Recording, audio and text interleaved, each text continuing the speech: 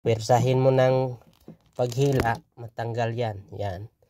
Hello mga kabisi mind. So may dalawang pinaka-common na splice ng cable. So una, yung madalas nating ginagawa, yung rat tail. So yung rat tail, ginagamit lang yan madalas sa junction box. Kasi kapag mag-splice tayo ng cable, pagkatapos niyan ay i-roll lang natin yan sa junction box. Yan ang common na ginagamit natin. So paano yan gawin? So ganito ang pag-splice ng rat tail. Yan.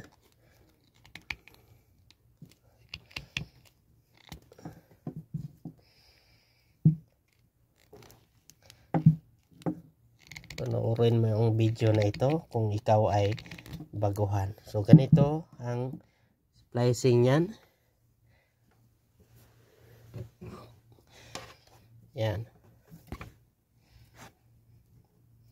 So ang pag-splice ng rat tail, ganito ang gawin natin yan.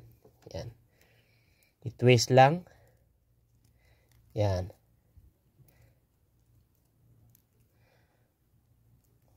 So kailangang mahigpit yung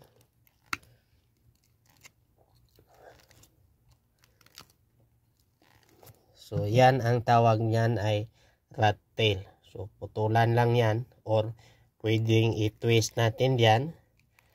Tapos lagyan ng tape, i-roll sa box para maayos ang pagka-arrange. So yan ang applicable sa junction box.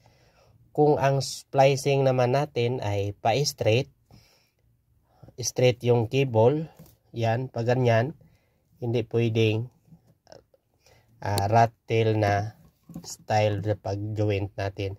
Kasi kapag ganito pa rin ang pag-splice ng cable natin, tapos yung cable ay pa-straight, hindi matibay ito. Kayang mabunot yan. Yan. Matanggal lang yan. Hindi matibay. Pwersahin mo ng paghila, matanggal yan. Yan. Ang magandang splice sa pa-straight na cable, ganito ang gawin. Halimbawa,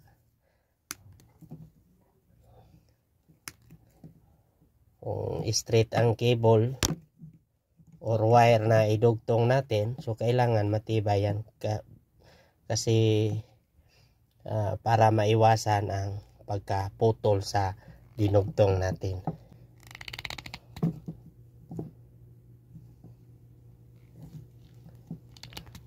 So ang matibay na pagdugtong ng wire na pa-straight, ang tawag nito ay Western Union long tie or short tie. Standby mo lang yung isa, tapos iikot yung isa. Yan. So ganyan ang pag-splice.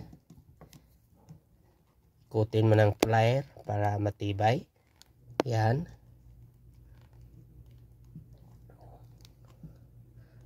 Sa kabila naman, iikot din. Yan. Yan. So kung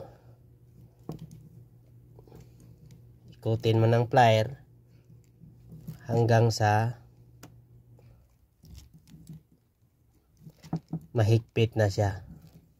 So ganyan ang splice natin, kahit anong gawin mo sa pagbunot, hindi yan matanggal.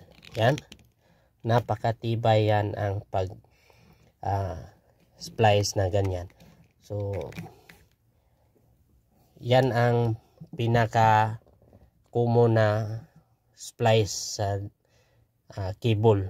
So kung may idea din kayo kung paano mag-splice ng mga cable, paki-share naman sa comment section. Okay? Bye bye mga kabisi mind.